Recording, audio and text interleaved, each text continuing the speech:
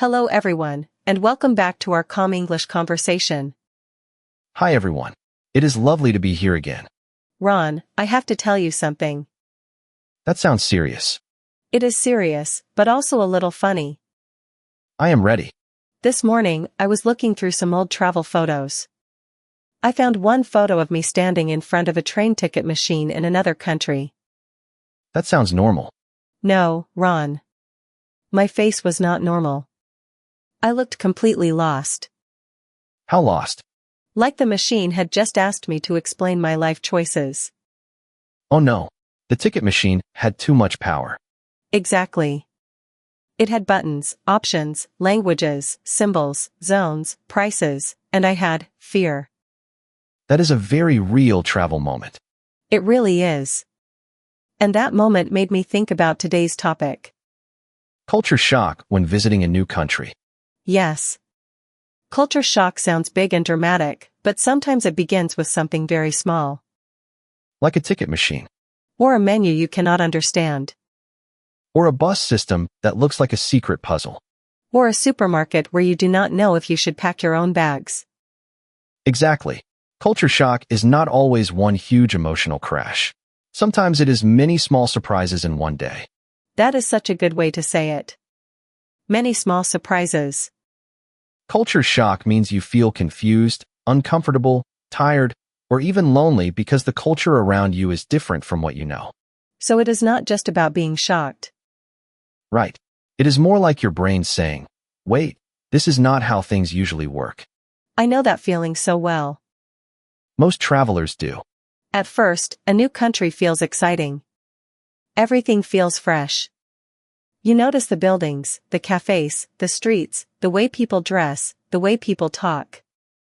Yes, that first stage can feel magical. You take pictures of everything. Even normal doors. Do not judge me. Some doors are beautiful. I agree.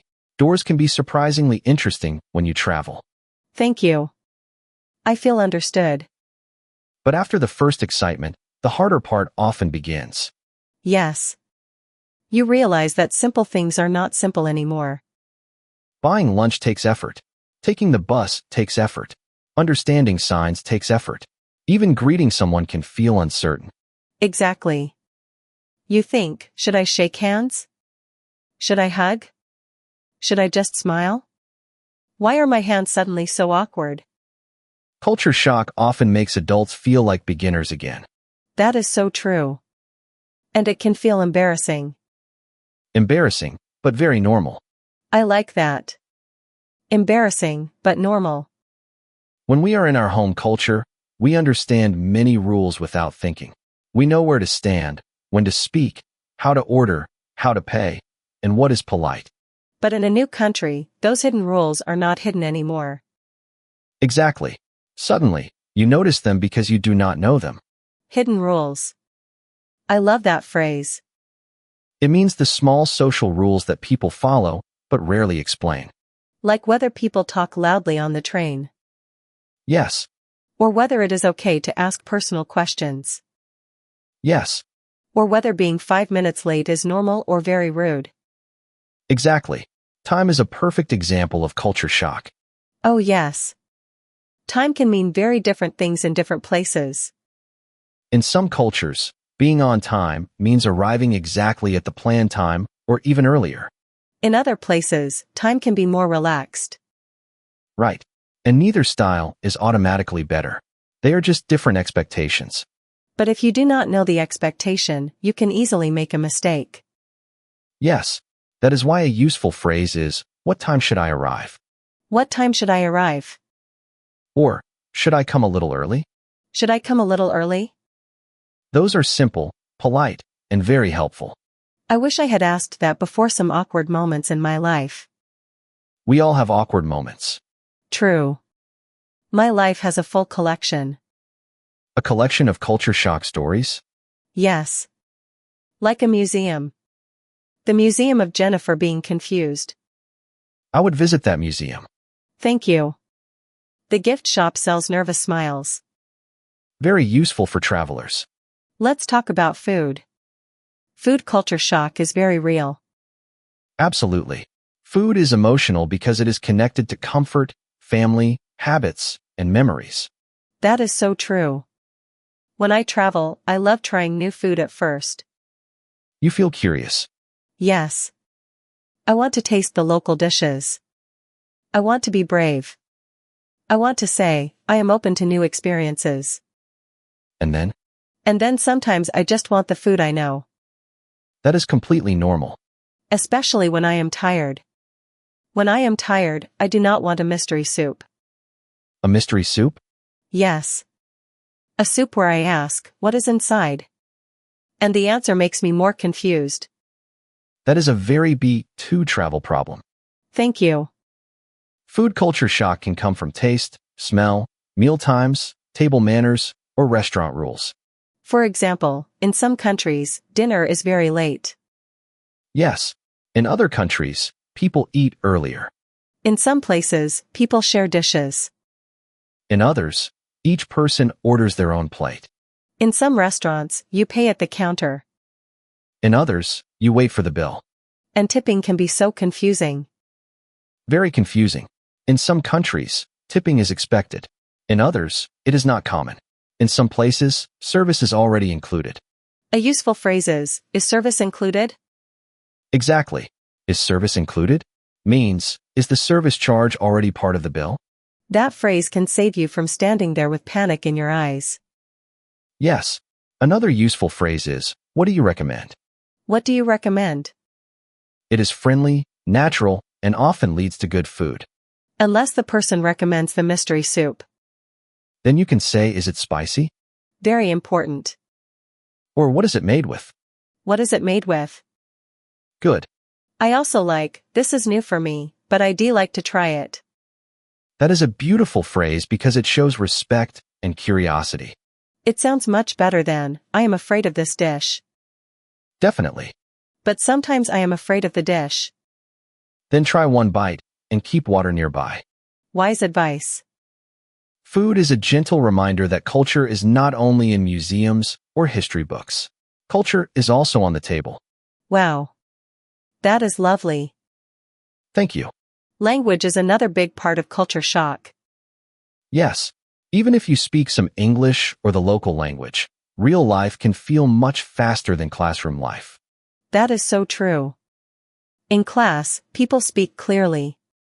In real life, people speak quickly, with noise, accents, music, traffic, and stress. Exactly. You may know the words, but you cannot catch them in the moment. Catch them means understand them while they are being spoken, right? Yes. It means your ears and brain can follow the words. Sometimes I catch the first word and the last word, and the middle becomes soup. Language soup. Exactly. Not the mystery soup again. A very useful phrase is, sorry, could you say that again? Sorry, could you say that again? Another one is, could you speak a little more slowly, please? Could you speak a little more slowly, please? And one more, I'm not sure I understood. I'm not sure I understood. These phrases are polite and natural. I think many learners are afraid to ask people to repeat. Yes, because they worry they will look stupid. I know that feeling.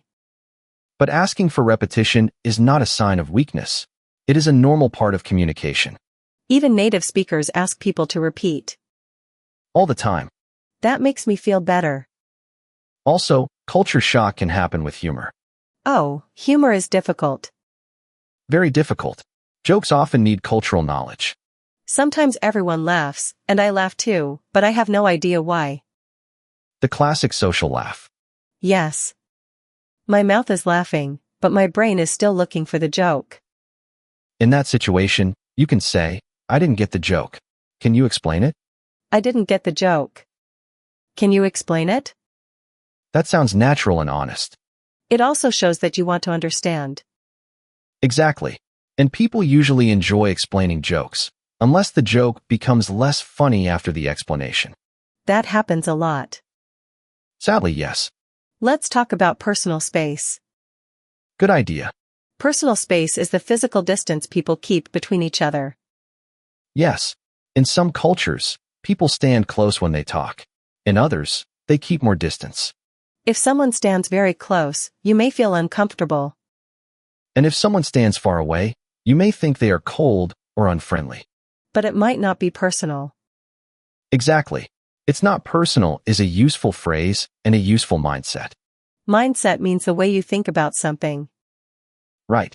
When you travel, it helps to tell yourself, maybe this is cultural. Maybe this is not about me. That can stop you from judging too quickly. Yes.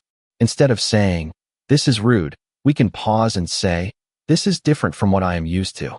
I love that sentence. It is mature and calm. This is different from what I am used to. Perfect.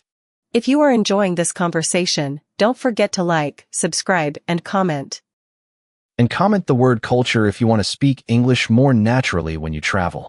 Yes. Comment culture. You can also share one small culture shock moment you have had. Maybe it was food. Maybe language. Maybe greetings. Maybe a ticket machine with a very strong personality. I still do not forgive that machine. Understandable. Now, I want to talk about the emotional side. That is important. Because culture shock is not only funny.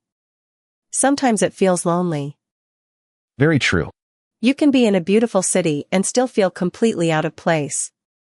Out of place means you feel like you do not belong there. Yes. I remember one rainy evening when I was in a new country. I was sitting near the window in a small room. There was soft music playing from my phone. I had a notebook open, but I could not write anything. Why not? I felt full of feelings. The day had been beautiful, but also exhausting. I had spoken another language, eaten unfamiliar food, taken the wrong tram, and smiled at people when I did not understand them. That sounds like a very full day. It was.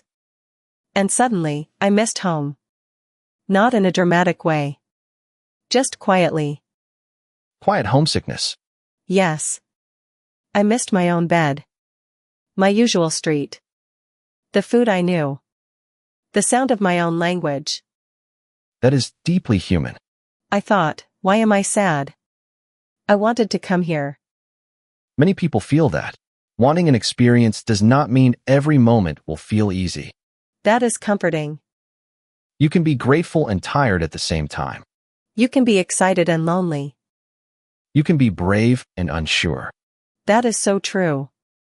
Culture shock often reminds us that we are human. We need comfort. We need familiarity. We need time. And maybe we need snacks.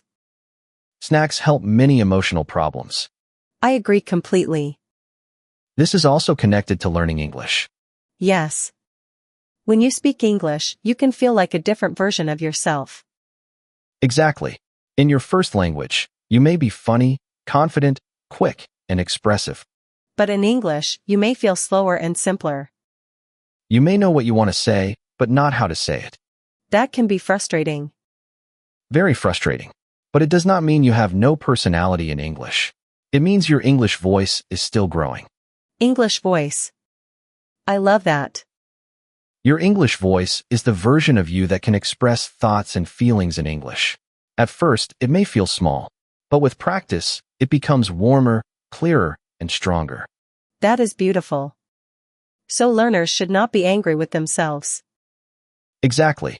Be patient with your English voice. And be patient with your travel brain. Travel brain? Yes. The brain that forgets simple things when you are in a new country. I like that. Travel brain is real. It is very real. Travel brain can look at a door and think, push or pull? Even when the sign says push. Especially when the sign says push. Culture shock makes simple tasks feel bigger. So what can we do? Let's give practical tips. First, learn a few key phrases before you travel. Not perfect grammar. Just useful phrases. Exactly. Learn phrases like, could you help me? Where can I buy a ticket? How does this work? And could you repeat that, please? Survival phrases. Yes. Survival phrases are the words that help you handle daily situations. Handle means manage or deal with something. Correct. What is the second tip? Observe before you act. Observe means watch carefully. Yes. When you enter a cafe, a station, a shop, or someone's home, take a moment. Watch what others do. Do they order first? Do they sit first? Do they pay first? Exactly. Observation can save you from many awkward moments. Awkward means socially uncomfortable. Yes. Third tip? Ask polite questions. Like, sorry, I'm not sure what to do. Perfect. Or is it okay if I sit here? Is it okay if I sit here? Or should I take off my shoes? Should I take off my shoes?